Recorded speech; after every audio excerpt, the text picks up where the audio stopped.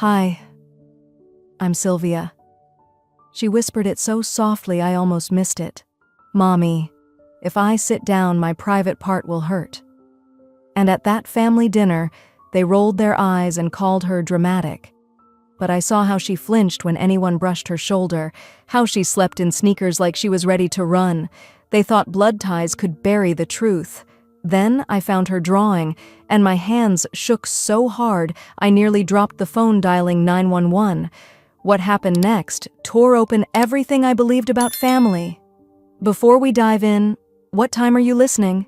And where? Drop a comment below. I read every word. Now, let me tell you the story that still keeps me up at night. Thanksgiving evening was never meant to feel like a courtroom, yet the second Naomi and I stepped onto Mama's porch, I felt a verdict hanging in the air. The porch light flickered, catching a swirl of frost, and for a breath I wondered if turning around would hurt less than ringing that bell. But Naomi, clutching her stuffed raccoon, whispered, "It smells like pie in there, Mommy," and that was reason enough to walk inside. Years had passed since I brought a casserole to this house. The wallpaper was the same pale yellow, still curling at the corners, but everything felt smaller and sharper, like the walls had listened to too many secrets and grown mean. Mama's hug was quick, her perfume powder-sweet and distant. "You look tired, Sylvia. Long drive?" she asked. What she meant was, "Don't start anything." My sister Callista was setting the dining room, crystal glinting under her perfect hair. She shot me the tight smile folks give telemarketers right before hanging up. I tried to shrug off the chill. Naomi's eyes darted across the family she barely knew.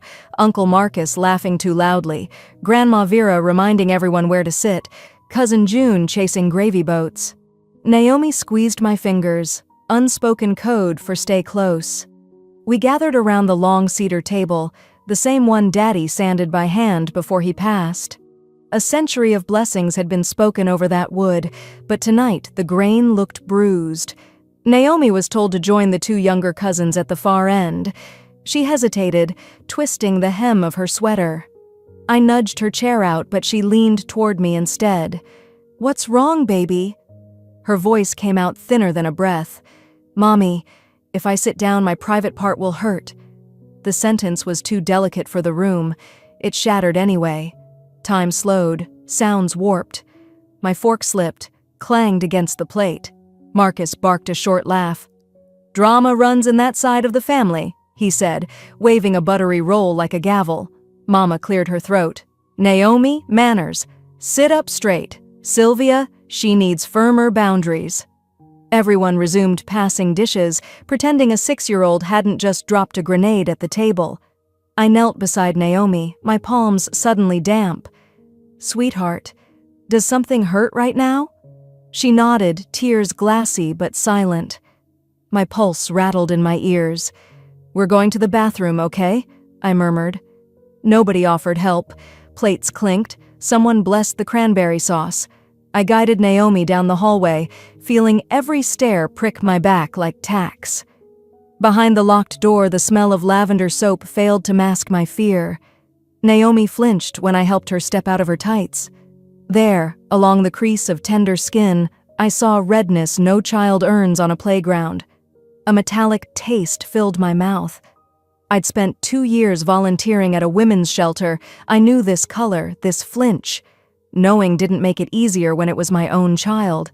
Naomi's eyes searched mine. "Did I do something bad?" "No, baby. You did nothing wrong."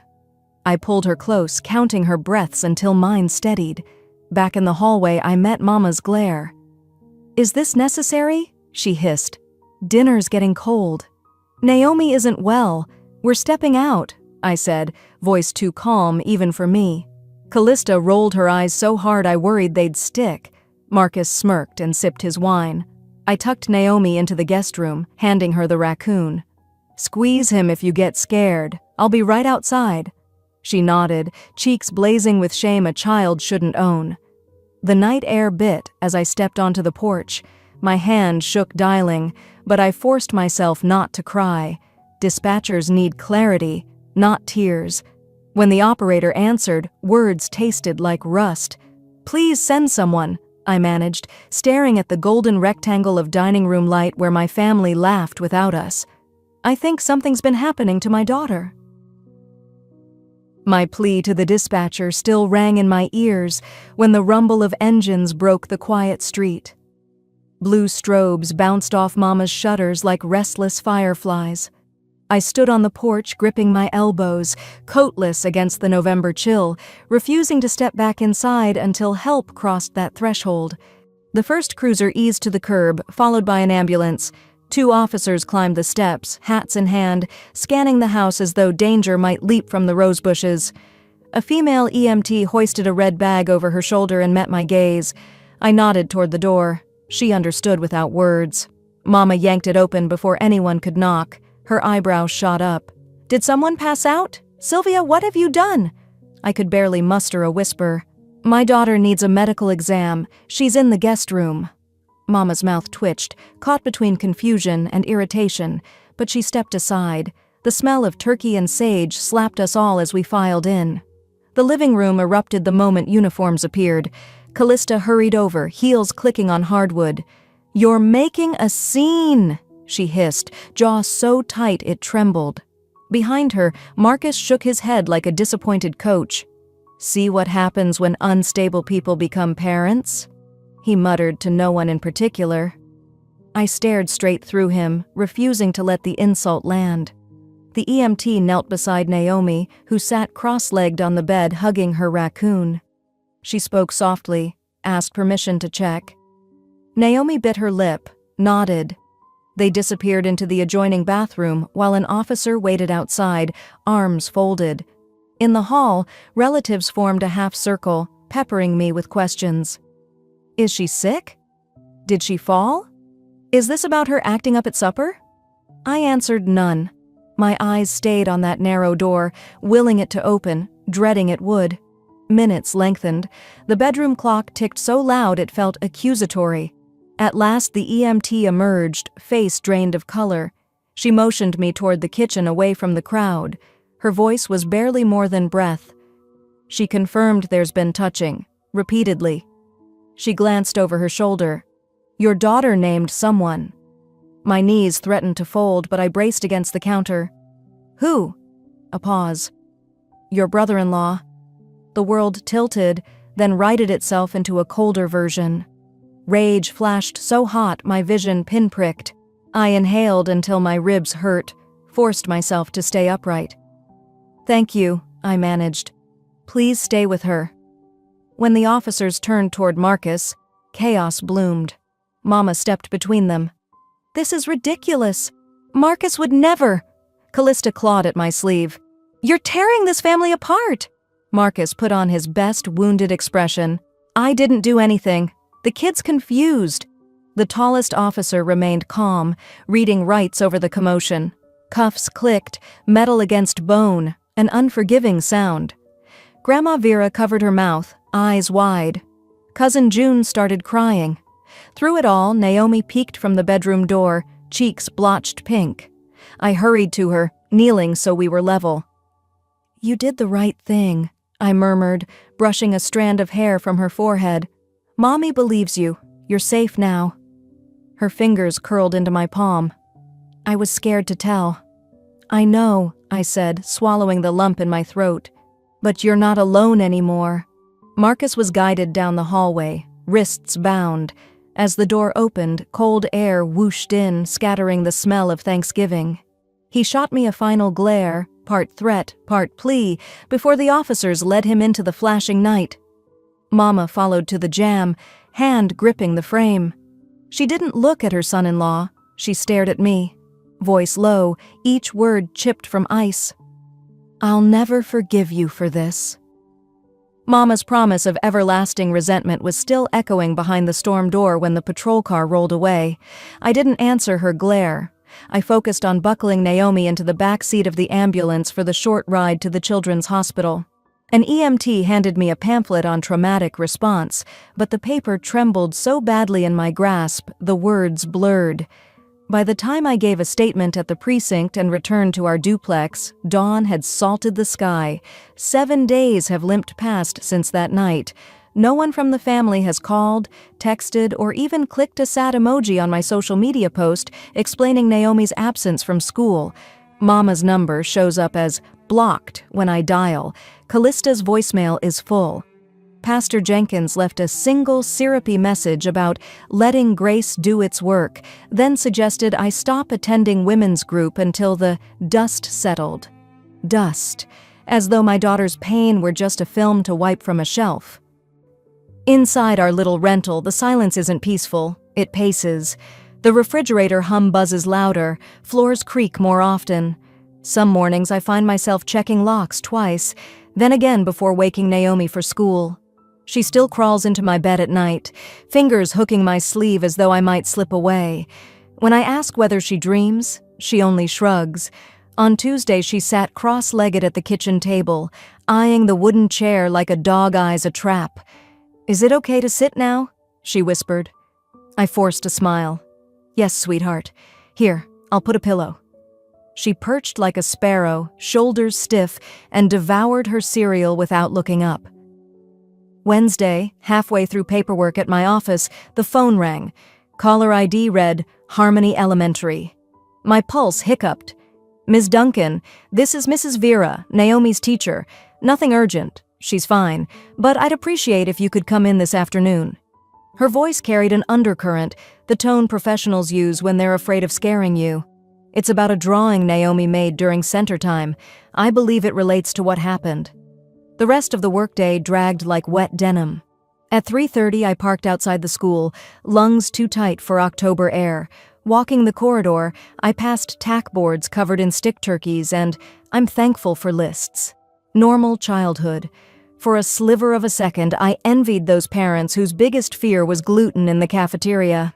Mrs. Vera greeted me at her desk, lips pressed thin. Beside her lay a sheet of red construction paper. She slid it forward. "Naomi told me I could show you."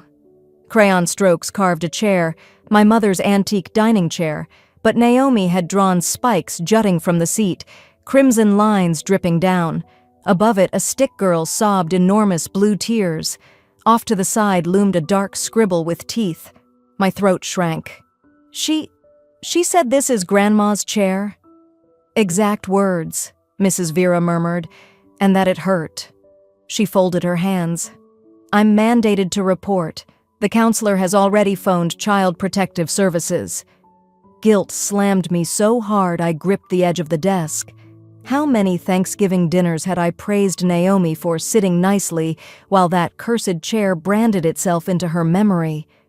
I forced steady breathing, thanked the teacher, and promised cooperation. CPS rang that evening. Polite but practiced, the caseworker requested copies of medical notes and the existing police file. I complied, emailing scans between bites of reheated mac and cheese. While the files uploaded, Naomi colored silently beside me. I noticed a photo album open on the coffee table. Mama's Christmas party last year. Naomi had stuck a neon sticker over Uncle Ben's face, the bachelor brother who always brought magic tricks and extra candy. Something in my stomach folded. Bedtime arrived. I read Goodnight Moon, added an extra verse from her favorite hymn, and tucked the quilt around her shoulders. Candlelight from the nightlight painted soft ovals on the wall. I stroked her hair until her eyelids drooped. "Mommy?" She spoke so faintly I almost missed it. "Yes, baby?" "You promised I never have to go back there." "I meant it. Never again." She nodded, lashes trembling. Then, just before sleep carried her off, she murmured, "There's something I didn't tell you yet about the game he played with me." My heart lurched. "We can talk in the morning, okay?" She managed a tiny yes, already drifting. I kissed her forehead, tasting salt that might have been hers or mine. As I closed the door, the furnace kicked on, rattling the vents like distant footsteps. I stood in the hallway hugging myself, ears ringing with that single word, game, and knew the fight was nowhere near over. Naomi's confession lingered in the room like smoke long after she slipped into dreams. I sat on the edge of the mattress, counting the rise and fall of her chest until the rhythm steadied. Only then did I gather her drawings, shut off the lamp, and retreat to the living room where the night felt too big. She woke again near midnight, padding down the hall in sock feet. "I can't sleep unless you hold me," she whispered. I carried her back, settled into the rocking chair, and wrapped a quilt around us both. That was when the words came, soft as moth wings. "Uncle Marcus liked the quiet game," she began. "If I sat very still and didn't make a sound, he said I was a winner." I kept my voice level. "What happened if you moved?" "He'd press my legs down. Sometimes he pinched, and if I cried, I had to start over." Her small fingers twisted the edge of the quilt. "He said good girls don't fidget." My stomach flipped. Horizontal stripes of moonlight crawled across the floorboards. "Did anyone else know about this game?" She hesitated, then nodded. "Grandma saw once. She said I was being difficult." When Naomi finally drifted off, the adrenaline I'd banked in my muscles had nowhere to go. I stole to the bathroom, closed the door, and let the sobs break free into a hand towel. Scenes replayed. Me in the kitchen refilling tea. Marcus in the dining room entertaining the kids. How many times had I laughed from the stove while my child counted silent seconds to survive? Guilt tasted like copper.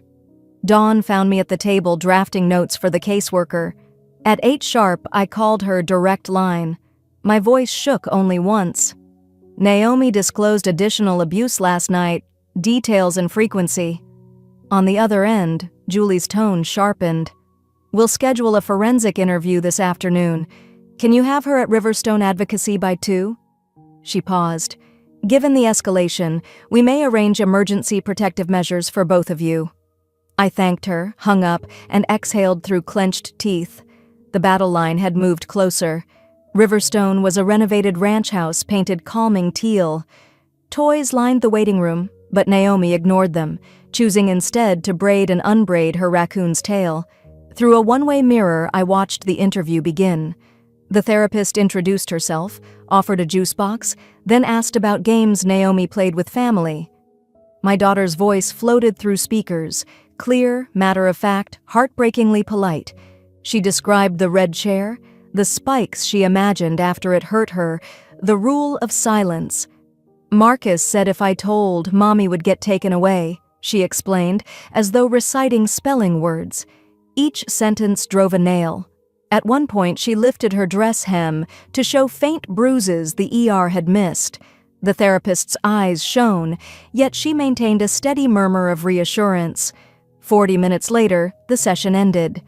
Julie met me in a side office, documents in hand. "We're opening a formal investigation into Marcus. A temporary restraining order will be filed today." She tapped the papers.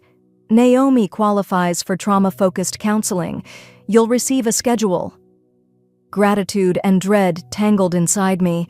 I signed where she indicated, printing my name with deliberate strokes so no one could claim I hesitated. Leaving the center, the autumn sun felt too bright, cars too loud. I buckled Naomi in, then slid behind the wheel, fingers tight around the leather. In the rearview mirror, my face looked older than a week ago, paler but carved from something harder than fear. I whispered to that reflection. They counted on my silence. They forgot who taught me to survive. Back home, I opened my contacts, scrolling until I found Lauren Pierce, an attorney I met volunteering at the shelter. My thumb hovered over the message icon. Before I could type, a new text lit the screen. It was from Callista. "Stop this, or we'll take her from you." The text sat on my screen like a stone in my stomach. "Stop this, or we'll take her from you." My own sister. The same woman who once cried in my arms and said, "If anything ever happens to me, you'll be like Naomi's second mom." Now she was threatening me, using lawyers and custody like weapons. My fingers clenched around the phone, not because I was afraid, but because I was furious at the cowardice, the silence, the way family turns on truth when it gets inconvenient. I didn't respond. I couldn't, not yet. I just sat there in my kitchen, the hum of the refrigerator the only sound, Naomi still curled up in the guest room, sleeping like the child she deserved to be. I glanced at the photo taped to my fridge. Naomi at age 2, frosting all over her cheeks, my arm wrapped around her like a shield. I remembered that day. I remembered everything.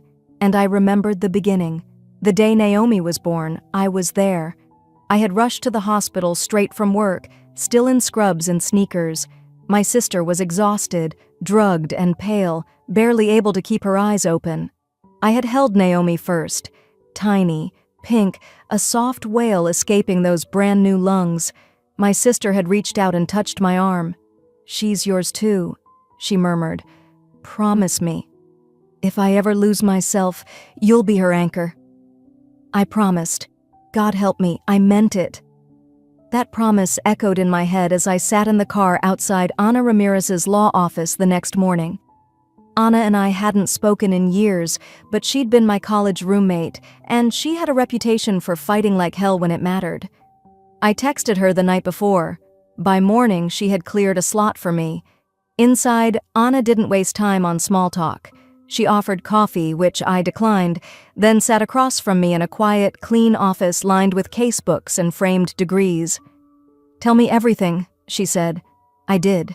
Every whisper, every drawing, every red flag I'd ignored, and every time I'd let my sister's words override my instincts. When I showed her the message, the threat, Anna's face went still. "They're testing you," she said quietly. "That's what people like this do. Push to see if you'll break." I looked her in the eye. "I'm not breaking." Anna nodded once. "Good, because this next part gets messy." She explained the legal landscape, how I wasn't Naomi's legal guardian, how technically my sister still had full parental rights. If she filed for custody, if she painted this as a family misunderstanding, she might sway the court. But Anna's voice grew sharper as she added, "If Naomi's in danger, and you've documented every step, we can push for emergency guardianship. It's not easy, but it's possible." I swallowed the knot rising in my throat. What about the rest of the family? If they side with her, "They will," Anna said bluntly. "At first, until the truth gets louder." Just then, my phone buzzed again. Another message from my sister. "Lunch tomorrow? Just us. Let's talk like grown women." Anna narrowed her eyes. "That's not a peace offering. That's a trap." "I know," I said, "but I'm going." The next afternoon, I parked outside a neutral cafe halfway between our houses. Bright, cheerful place, booths lined the walls. Easy to hear, impossible to yell. My sister was already inside, sipping tea like we were just two old friends catching up. "Sylvie," she smiled, rising to hug me. I didn't move. She sat back down, pretending not to notice the cold air between us. "I just want to clear the air," she began. "Naomi's confused. You know how kids are, imagination and all that. She's always been sensitive." I didn't speak. She sighed, soft and motherly. "I don't want to ruin our family over this. We've always had each other, haven't we?" Then she reached into her purse and slid a thin manila envelope across the table. "What's this?" I asked, though I already had a sick feeling in my gut. "Just something to consider," she said lightly. "A compromise." I opened it. Inside was a draft custody filing, her intent to regain Naomi. Alongside it, a mutual silence agreement. If I dropped the claims and backed off, they wouldn't pursue legal action. I stared at the papers, every word a slap. "You're trying to trade her trauma for your reputation," I said flatly. She blinked. "Sylvia, don't be dramatic. This is about keeping the peace." I looked her straight in the eye. Is that what he called it too? Keeping the peace while she played that sick game? Her lips tightened. "You're making this worse. If you keep going, we'll fight back, and we'll win." I placed the envelope gently on the table. "No," I said softly. "You've already lost her. The question is, what else are you willing to lose?" I didn't wait for a reaction. I left that envelope sitting on the table between us like a bomb with the pin pulled and walked out of the cafe without another word. Outside, the wind had picked up, tugging at my coat. I welcomed the chill. It helped me stay upright, helped me fight back the nausea curling in my stomach. The next morning, Naomi barely spoke. She sat at the kitchen table, her cereal soggy, untouched. I tried asking about math class, about the art club she used to love, but all I got was a faint nod or a tight little shrug. Her eyes didn't meet mine. Something was slipping again. I could feel it in the way she clutched her backpack with both hands like a shield. The spark that had begun to flicker back after the CPS visit. It was dimming. After she left for school, I tidied up the kitchen, then moved on to the living room. Her bag had been left by the door unzipped. I reached down to close it and noticed something wedged between two worn spiral notebooks. A thick, crumpled paper, balled up like it had been hidden in a hurry. I sat down, flattening it across the table. It was a drawing, crude but deliberate. A little girl sat alone on a bench, her knees apart, red crayon lines drawn in jagged streaks across the area between her waist and her legs. Behind her loomed a taller figure, stick-like, with broad shoulders and a face labeled in uneven handwriting, Uncle R. Off to the side were two more stick people, both facing away. Mom, Grandma. They were watching, and doing nothing. My breath caught. The paper trembled in my hands. For a long moment, I just sat there, unable to move, unable to think. Then I heard footsteps. Naomi was back. She'd forgotten her lunchbox. She froze in the doorway. Her eyes flicked to the paper in front of me, then to my face. And then she crumpled. "I'm sorry," she sobbed, voice high and shaking. "I didn't mean to draw it. I didn't know how else to say it." I went to her without a word, wrapping my arms around her small frame. Her tears soaked into my shirt. "You don't ever have to be sorry," I whispered into her hair. "You are brave. And you're not alone. I promise you. I believe you. I'm not going anywhere." That afternoon, I picked her up from school early. I walked into the front office and asked to see the counselor, Ms. Wheeler, a calm woman in her early 50s with a deep crease between her brows that only got deeper as I handed her the drawing. Naomi sat next to me, quiet but alert. Ms. Wheeler adjusted her glasses and studied the paper. Her mouth parted slightly, then closed again. She looked at Naomi. "Sweetheart," she said gently, "did you draw this?" Naomi nodded. Ms. Wheeler didn't say anything else. She simply got up, locked the office door, and returned to her seat. "This is going up the chain. Now." Within the hour, the school filed an additional report with CPS. I sat in the hallway outside the counselor's office while the school principal, Mr. Calder, a soft-spoken man I'd barely met, came down and shook my hand. "Ms. Taylor," he said, "whatever you need from us, we'll stand with Naomi. Just tell us how to help." It was the first time since this all began that someone outside my walls had said those words. We drove home in near silence. Naomi stared out the window, her thumb pressed to her lips like a reflex from a younger time. I didn't push her. I just kept one hand on the wheel and the other lightly resting on her knee. Dinner was quiet, just soup and crackers. She didn't say much, but she ate. That alone felt like a small victory. I was rinsing dishes when I heard her footsteps again, soft and unsure. She stood in the doorway to my bedroom. Her voice was barely louder than a breath. "Can I sleep with you tonight?" I nodded, pulled back the covers, and let her curl beside me. Her small hands gripped the fabric near my shoulder. The room was dark, just the faint hum of the heater and the rhythm of our breathing. Then, in a voice so faint I almost missed it, she asked, "Do you think they'll believe me this time?" I turned toward her, smoothing her hair. But I didn't answer right away. Because in that moment, I finally understood. Naomi wasn't just scared. She was tired. I didn't sleep much that night. Naomi curled up next to me, her little hand wrapped around my wrist like I might disappear if she let go. Her whisper, still ringing in my head, "Do you think they'll believe me this time?" cut deeper than anything I'd heard in a courtroom.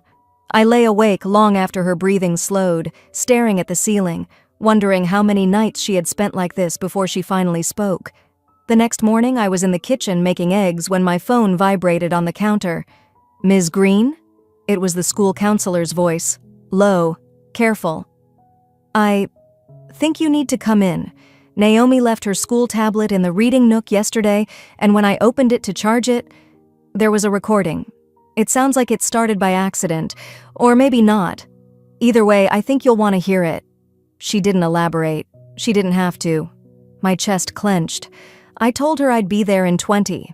I dropped Naomi off at school myself, kissed her forehead, and promised her I'd see her later. She didn't smile, but her eyes held something different this morning. Not relief, just a quiet kind of watching, like she was measuring the world one reaction at a time. As soon as I was alone in the car, I parked behind the school library, rolled up the windows, and powered on the tablet the counselor had left for me. I opened the file.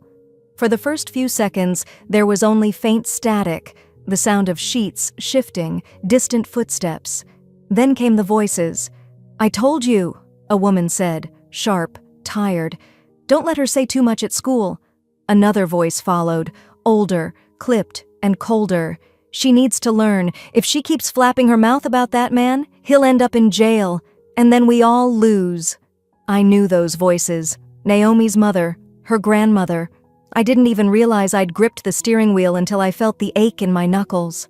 Then, softly, Naomi's little voice broke through. "But it hurts." A pause. Then her mother snapped, "Then maybe stop acting like a brat." The next sound wasn't words, it was the unmistakable crack of skin meeting skin. Then her voice, small and breaking, "Mommy, please don't let him—" The rest was muffled crying. A rustle. Then nothing but silence. I stared straight ahead, frozen in place. I couldn't feel my legs. My hands shook so badly I almost dropped the tablet. I sat there for nearly 10 minutes before I remembered to breathe. Then I did what any woman who'd lived through a courtroom war zone would do. I pulled out my phone, opened the voice memo app, and hit record. I let the tablet replay, word for word, into the speaker. No enhancements, no editing, just the raw truth. Then I called Marcia Doyle, a legal advocate I'd worked with back when I volunteered on domestic violence cases. She answered on the third ring. "Sylvia? It's been a minute. Everything okay?" "No," I said, flat. "I have a minor under my care. I have a recording. It includes emotional abuse, physical harm, and evidence of coercion to protect a sexual abuser. I need to know what's possible right now." There was no hesitation in her voice. "Bring me the audio. We can file an emergency petition for protective custody. That's enough for a judge to issue a restraining order. I'll prep the papers." "I'm going to court," I told her, staring out through the windshield. "I'm going to fight like hell." By the time I got home, Naomi was already there. School had let out early for a staff meeting. She was sitting at the kitchen table, her pencils scattered across the surface, working quietly. When she saw me walk in, she slid a piece of paper across the table and looked up, searching my face for something. Maybe permission, maybe safety. It was a drawing, another one. This time it wasn't scary. It was her, standing tall in front of a shadowy figure with red eyes. In one hand she held a shield. On the shield, in blocky handwriting, she'd written, "Aunt Sylvia." I knelt beside her, rested my forehead against hers, and said quietly, "This time, no one's going to silence you." That night, I stayed up printing forms, sorting evidence, organizing notes. Naomi fell asleep on the couch with her drawing in her lap. I carried her to bed, tucked her in gently, and left the hallway light on. When morning came, we were out the door before the sun crested the trees. As I pulled onto the road toward the courthouse, Naomi reached across the console. Her fingers found my pinky. She wrapped hers around it and held on. Then, almost too softly to hear, she whispered, "Is this what bravery feels like?" I looked over at her, and for the first time, I let the tears come. Naomi's question still clung to the windshield fog as we eased into the courthouse lot. I squeezed her pinky back. "Bravery feels like breathing when the air is thin, but we'll breathe together." She managed a small nod. The blue cardigan I'd laid out for her buttoned all the way to the collar. Inside, the marble floors echoed every step. I could tell she heard it too, every click another reminder of how large this building was, how tiny she must feel. I knelt, straightened her hair clip. "Truth isn't rude," I whispered. "It's just loud enough to be heard." She pressed her lips together and followed me past the metal detector. Judge Harrell's courtroom smelled of lemon polish and old paper. We took our place at the petitioner's table. Marcia slid a reassuring glance my way. Naomi's mother swept in next, heels puncturing the hush. Beside her, Grandma in a charcoal suit, and trailing them a man I'd never seen. Gray blazer, stiff smile, leather briefcase. The bailiff called the room to order. The judge adjusted his glasses. "Ms. Green, you're requesting emergency guardianship. Ms. Rollins, you filed a counterpetition for a full custody evaluation and provided expert testimony?" He looked at the stranger. Naomi's mother rose. "Yes, Your Honor. We've brought Dr. Randall Kane, licensed therapist, to address concerns about Sylvia's mental stability and the possibility she's influencing the child." My sister's lawyer slid a document forward. The words obsessive savior complex were bolded. I felt Marcia's elbow nudge mine. "Stay calm." Dr. Kane took the stand. His voice oozed certainty. "I have reviewed Ms. Duncan's social media posts, volunteer history, and recent behavior. Patterns indicate a fixation on rescuing others, often projecting unresolved trauma." He shuffled papers theatrically. "Children in her care may adopt these narratives." I kept my face neutral, but inside a fuse hissed. Marcia scribbled on a legal pad, not licensed in Kentucky, and slid it beneath my fingertips. When it was our turn, Marcia stood. "Your Honor, we submit Exhibit A." She played the recording from Naomi's tablet. The room fell into a vacuum. Naomi's small voice trembled. "But it hurts." Then the cold reply from her mother, the slap, the whimper. Somewhere behind me, a chair creaked and stopped. Judge Harrell's jaw set. Marcia continued, "Exhibit B, disciplinary documentation from the Nevada Board of Behavioral Health. Dr. Kane was reprimanded and his license suspended for unethical diagnoses." She turned, meeting his eyes. "Sir, are you currently licensed in this state?" Kane's mouth opened, closed. My application is pending." "Thank you," Marcia said. "No further questions." The judge tapped his gavel once. "I've heard enough. Temporary emergency custody is granted to Sylvia Duncan effective immediately. A criminal investigation into Marcus Rollins remains active. Furthermore, the court issues a no-contact order against Ms. Rollins and Mrs. Green pending review." My sister's lips parted, stunned silence replacing practiced calm. Grandma reached for her arm, but she pulled away, eyes burning. Outside the courtroom, sunlight spilled through tall windows. Naomi climbed onto the bench beside me, leaning into my side. Reporters loitered at the security desk, but no one approached. For a rare moment, the hallway felt private. She tucked her head under my chin. "Can I go home now?" she asked, voice small but steady. I kissed her hair. "We're building a new one, just for you." Naomi's question lingered as we left the courthouse, her head on my shoulder, the afternoon sun warming the marble steps. 2 weeks later, that moment still glows in my memory like a porch light guiding us home. The new rental is small, 2 bedrooms, 1 bath, but every wall has fresh paint and every door swings open without a key. Each morning, I wake to the smell of maple syrup and the slap of Naomi's bare feet on hardwood. She lines her sneakers by the welcome mat, lace bows neatly double-knotted. It's the first thing she does when she comes inside, proof she no longer expects to be whisked away without warning. Mondays, Wednesdays, and Fridays we drive to art therapy. On the off days, she attends school half-time, easing back into spelling tests and jungle gym politics. Evenings we plant seeds in the backyard, basil, marigolds, 3 tiny sunflower starts. She says the flowers make the fence look happier. One quiet Thursday, she emerges from her room holding a sheet of thick paper.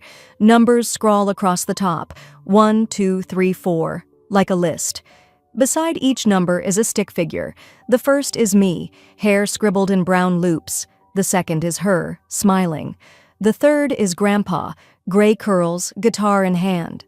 The fourth figure stands apart, a rectangle drawn around him like a shadow box. Sharp eyebrows, an angry mouth labeled Uncle Ben. I freeze. Uncle Ben, my sister's bachelor brother, hadn't crossed my mind since last Christmas, when he performed magic tricks with coins behind Naomi's ear. He was never in the initial reports, never on the CPS radar. "Honey," I ask, keeping my voice steady, "why is Uncle Ben in a box?" Her eyes drop. "That's my room at Grandma's. He used to come in after the game." She watches me, measuring my reaction. I didn't want to make trouble. A slow throb starts behind my temples. I snap a quick photo of the drawing and email it to Detective Loring before the tremor in my hands spreads. He calls within minutes, voice clipped. "We missed him. I'm sending a team to interview other children who attended those family dinners." 5 days later, Loring rings again. Uncle Ben is in custody, charged after 2 other minors corroborate Naomi's description. My sister's statement? She knew something felt off, but didn't press him because family comes first. That night, I find Naomi on the patio, watering the sunflower starts with a plastic jug. She hums under her breath, off-key, fearless. I sit beside the planter box and watch soil darken beneath the trickling water. "They grow slow," she tells me, toes wiggling in fresh dirt. "But they're big when they're ready." I tug the brim of her straw hat. "Just like you." The mailbox squeaks the next day. Inside, a cream envelope addressed in my mother's handwriting. My pulse flutters as I tear it open. "Sylvia, I was wrong. I wanted to believe the stories were lies because the truth hurt more. I will testify. I'm sorry I let silence speak for me." Mom. I read it aloud at the kitchen table while Naomi colors a castle. When I finish, she sets down her crayon. "I want to stay here," she says simply. I smooth the letter flat. "You will." Later, after dishes are stacked and the nightlight glows, Naomi crawls onto the couch beside me. We share banana pancakes left over from breakfast, her idea of dessert. She leans her head on my arm and sighs, a sound so light it floats. I think back to every siren, every slammed door, every sleepless night counting her breaths. I used to believe rescue was dramatic. Flashers, lawyers, a single decisive moment. But real rescue is quieter, a child sleeping through the night, a shoe rack by the door, pancakes for dinner because nobody's timing the meal. Naomi yawns, pushing her plate aside. "Does this mean I'm safe now?" I pull the knitted blanket over us both and kiss the top of her head. "No, baby," I say, heartbeat thrumming with something that finally feels like peace. "It means you're home."